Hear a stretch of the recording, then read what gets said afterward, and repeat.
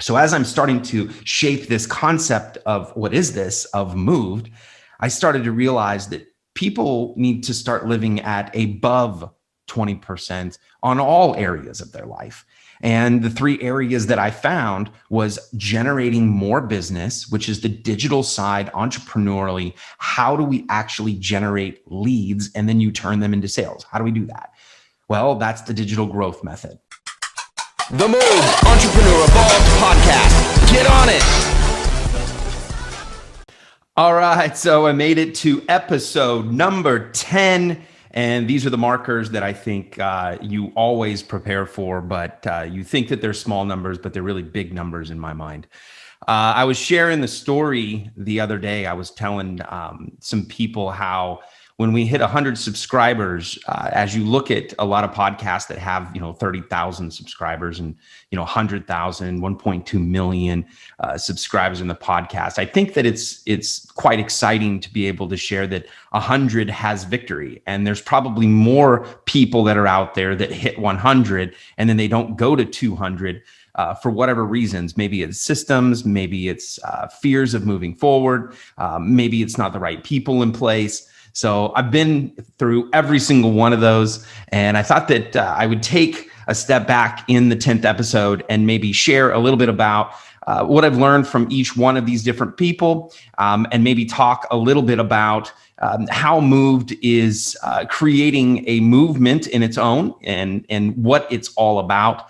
And then I'll go ahead and maybe share with you guys a little bit about the digital growth method. Now, this episode does have a spin through both of them because this is the evolution. I think that each one of you guys as a business or business owner should have some form of evolution. This has been an evolution that I've had for a long time. So I'll jump right into that, but let's jump into who were the guests that I had over the last couple of weeks. And what is it that they brought to the Entrepreneur Evolved podcast? And I'm going to go ahead and start off with Stuart Cooper. And Stuart Cooper was a guest on the show. And it was really kind of nice for anybody that does this, find some people that shoot those videos and get comfortable being able to just talk on the mic, because there's, topics that need to come up, maybe questions, me trying to do my best. So this is a learning experience for myself and probably for anybody else who's out there. But Stuart Cooper had a really cool story. He had moved to Thailand after an injury he had occurred during jiu-jitsu. And he was a filmmaker who was doing film with weddings and things like that. And he took what his excitement was of being an actual entrepreneur, of a jiu-jitsu practitioner and someone that enjoyed film and making short videos. And he combined that to create what's called Stuart Cooper Films, which has become one of the largest jiu-jitsu video places to go and see different videos about jiu-jitsu. So incredible story. And you hear kind of the struggles that sometimes entrepreneurs go through. He talks about how he got addicted to drugs and he had to try and get off of those, and how he got off of those is an incredible story. So next, I had Geoff Skadra. Geoff's a great guy. Geoff has a story about how, as an entrepreneur, he started off in design. And when he started off in design, his transfer was that he got an opportunity in a very large position. And in that position, he was able to learn, kind of like an internship or so. And then he realized that some skill sets that he had, that he could multiply that with more people. And that's where he came out with his design and WordPress and consulting agency as of today. So as I go through here, you're going to see each one of these stories. And I thought that was kind of cool to recognize in this episode that even up to this many episodes, the stories are starting to kind of sound similar. Here's Janji, and Janji is a BJJ practitioner as well. And he's known as someone that, if I get this right, has not been mounted or passed his guard. And that episode talks a lot about how he came from Brazil and was going to be an attorney. And due to choices and decisions and the love of what he did and his success, he decided to turn that into a gym, which now today is a Brazilian Jiu-Jitsu gym. So Joseph DiRoma, Joseph is a great guy. Joseph has a business where he focuses on men that are looking to strengthen either character or the way that they're running their business or treating their families. really, it's kind of a code of honor if you look at it. And he's focusing on men. And I'm sure that a lot of men out there could use a lot of the things that he does, because as you go through being an entrepreneur, you realize that, we not knowing as much as we thought we did. And so having the support, Joseph started that. And he also has a restaurant as well. So that's a great episode to look at somebody that has multiple different things that he has to get done, but he focuses on that core belief in himself. Man, when you do podcasts, when you get things in your eye, you still got to get them, don't you? There's no way around it. Salvatore is a great guy. He was a first guy to actually come out on the podcast. He sat with me here. He was the first person to be as an in-person guest at the MOVD Entrepreneur podcast. And, it was kind of funny because I told him, I said, I don't have a second mic. And I remember when I was younger and I decided to throw my first party, and it was really a bring your own chair because I didn't have enough chairs. And so this was a bring your own mic situation. So he actually brought a mic in, and he gifted me a mic. And so probably pushed me forward to have more guests here in the studio. Next, his story, actually, I'll highlight that a little bit. Salvatore has a story of really the origination of when the internet started, the boom of when it started, and talking about how AOL had switched over to people being able to communicate from all over the world. But the other thing that he talks about is how he started to generate leads for his dad's business and started then generating leads for fence companies. And then that journey has taken him to he has a parkour course, and he also has a parkour lead generation system. Then he also has a gym lead generation system. So Sal has come a long way in his journey as well. Chobotiuk, he has, I believe he owned he actually owned a radio station where they interviewed a lot of different people. And through his trials and tribulations, his biggest thing was overcoming his addiction and then finding ways to channel that addiction out. And he found his business through his Jujube click. I believe that was the name. I apologize. But ultimately, the model is like a business card. And in that business card, he allows you to be able to be marketed through the different channels that he does. Now, his business model, I'm not a professional at it, but you can go to the episode and hear about that as well.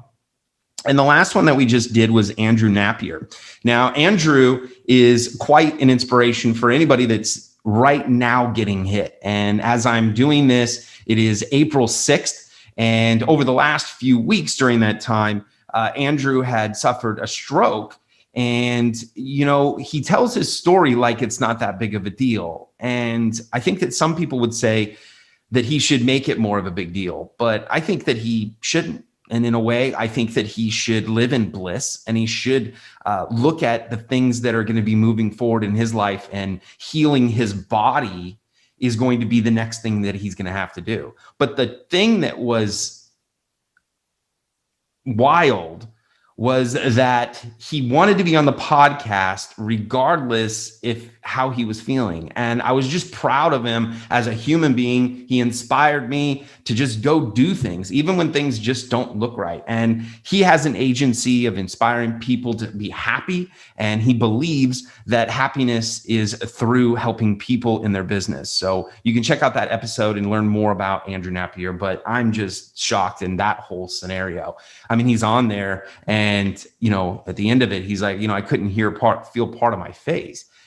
And I just was like, hey, man, you couldn't tell. You couldn't tell. And even during that time when he got off, I was on his Facebook, and he's helping people, and he's growing his agency, and he's moving forward. So pretty cool scenario.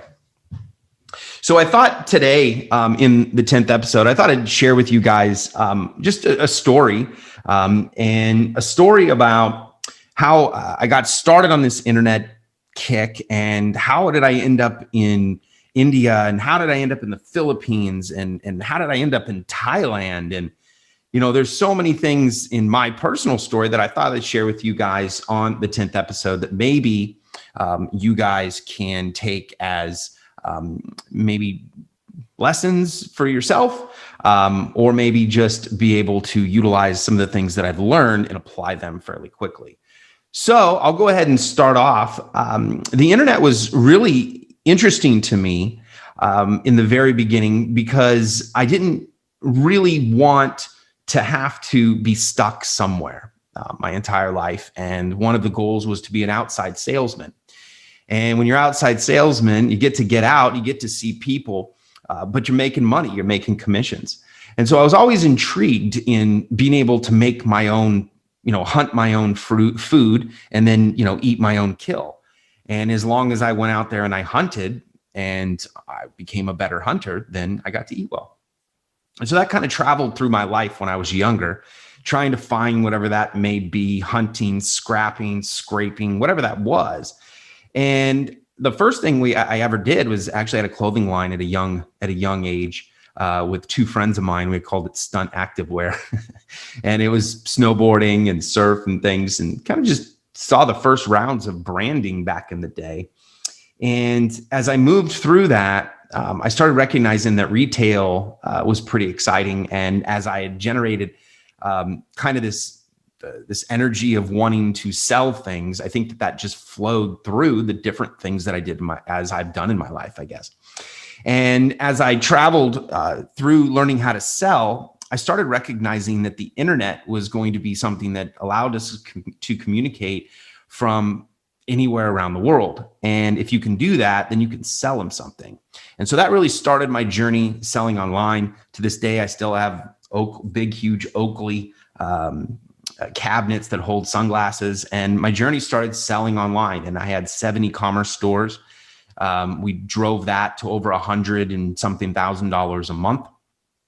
And as I was basically building these, stores out, and my team was filling out the information and getting all the stuff done, I had a transition in my life. And as I made that transition, I had relationship transitions, I had business transitions, and they were all starting to fall apart. And as I was kind of looking at that, I had a choice.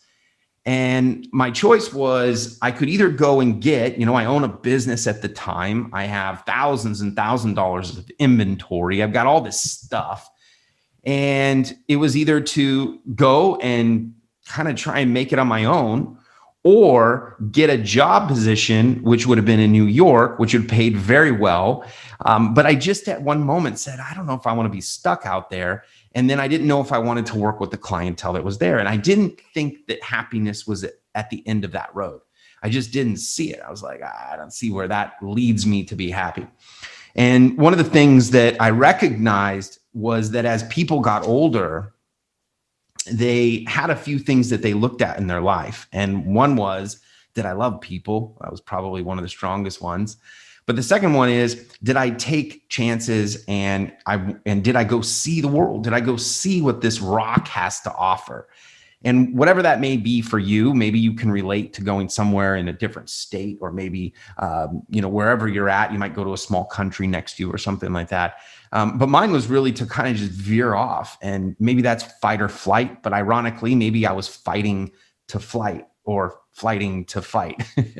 So I grabbed all my bags, packed all my stuff up, and I got in and told my friends and my family, and I said, I'm leaving in 10 days and I'm going to go move to Thailand.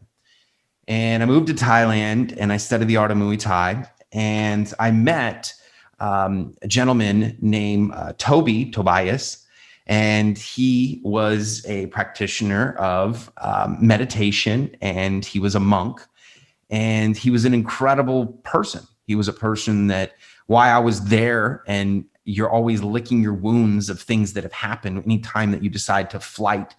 And you'd probably be surprised on people that you might meet that are fighters or that have fought in their life or trained in a certain aspect, that there's something that they kind of ran from that landed them into, learning how to fight or anything like that. And as I was there learning how to do that, I had met Tobias. And so here I am meeting, Muay Thai is the art of 8 limbs. It's probably one of the most ruthless arts that are out there when it comes to fighting, if you've never heard of it. And the people are super kind. But when I was there, I was meeting someone that was a master in meditation, and I was meeting someone that was a master in Muay Thai and fighting. And so my life was really engulfed in these two life pieces for a short period of time, over a year or so. And you evolve and you become that kind of person. And so as I started coming back to the US, and there came a point when I said, I got to come home. I knew that I wanted to do commerce. I knew that I wanted to be in this world of e-commerce or some form of helping businesses become better.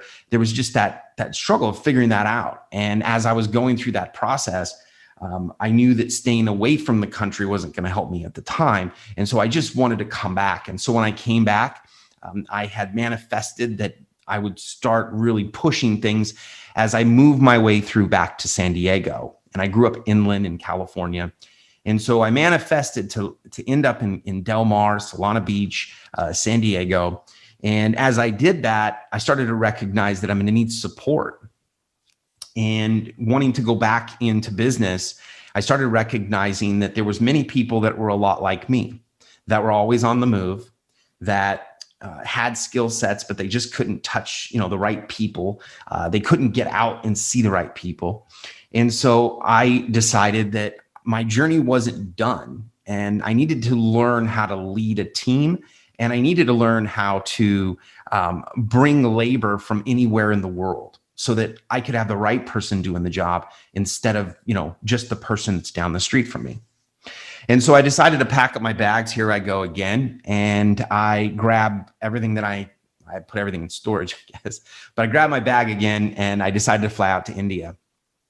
When I landed in India, it was such a difference in learning culture, and there's shocks. As much as anybody coming from another country to our country, we all have these shocks that happen to us.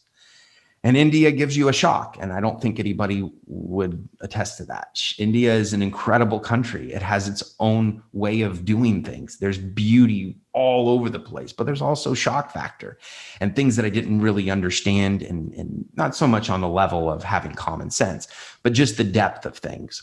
And so I went through the journey of learning about the Indian culture and about the people. And I went to different festivals and I went to different temples. And I really just wanted to learn, what is this about? And just understand the people, because the output in business, people have their skill sets. We become people driven. The frustrations are not so much in, can somebody program this? It's, can I get this person to come to work? And the more that we understand people, we can probably lead them a little bit better. So this was my ignorance diving in and trying to come out with a conclusion. It really wasn't some, highly intelligent plan. It was just, hey, if I dumped myself in Thailand, I kind of became a Thai. I dumped myself in with Toby, who was a monk. I kind of became monkey. I don't know if that's a word. And then, this must be true. If I go live in India, then I become. And so that pattern then ran into the Philippines, and I started a call center in the Philippines. We did a programming company in India. And as I went through that journey, I just kept creating these different solutions, and it really was just keeping me up and moving. And I started to recognize through this channel that I was on, or this area of the matrix, I guess you could say. But as I was traveling, finally, when I kind of got back and still unraveling a lot of that stuff, because when you take in cultures, it's a lot on you. You got to kind of, I guess you could say, defilter through it, and then be able to adapt yourself into an environment that was the old environment that you knew with the new person. So you're just a shiny circle trying to go into a square. You're like, wait a minute, I got to fix a few things to kind of get back. So I ended up coming back. And as I got back to the US, I'm in San Diego, I started to recognize that the health of the entrepreneur was something that needed to be looked at. And so I started to look at, how is the entrepreneur being marketed to? I started to look at, how is the entrepreneur being pulled in what direction? And is there a place for the entrepreneur? And I saw a lot of workout stuff, and I saw a lot of separation. And I think that the conclusion was that I found that the gyms and CrossFit and all of those things are not good for entrepreneurs. And I found that as I look at the people that go and do those things, they're probably at their highest excited peak where they're doing CrossFit and they're becoming this incredible machine. But you can't do it forever. We can't, our bodies are not running forever like that. You start to break down and you quit. And when you stop going to the gym, that means you stop going on the bicycle. That means you stop picking up the weights. And then the next time you want to go to the gym, what happens? You got to think about, do I have the right outfit? Do I have the right, did I pay my dues, for crying out loud? If I haven't, I got to call and say, there's just this whole barrier when in fact, as an entrepreneur, your sport is to go generate money. Your sport is to go be a CEO. Your sport is to go. Now, is being a CrossFit expert important? 100% when it's time to be an expert in CrossFit. Or is it time to go be someone that's great at softball? Yes, when it's time to go be great at softball. But what I find through entrepreneurs is that the likelihood of staying committed the entire time is not true. And I know there's people out there because I know that there's the percentage that's part of their life. But even when it's part of your life, do you have a baseline? And so that is where MOVD started to get created, where is how do I deliver a baseline that's really a no bullshit? And your excuse is not the apparel you're wearing. The excuse is not going to the gym. The excuse is I don't have time. The question is, what are you willing to do? Not what you can do. So I've had some past experiences training some fighters and teaching them things that I've learned, and then they go and fight and they do those things. And I've learned that there's patterns in all of us. And one of the patterns that we have as entrepreneurs is we can go conquer it. We can do it. We know we are diligent enough to go and do it. And so we take the way that we work out the same way. And now you've got your business is sitting at 90% of capacity in your brain. And now you're trying to shove another 90%. So the philosophy is, let's get down to what you will do. And my question is, would you do one push-up for the rest of your life? Well, let's make it really simple. If you will commit to that, then I just helped you change your life.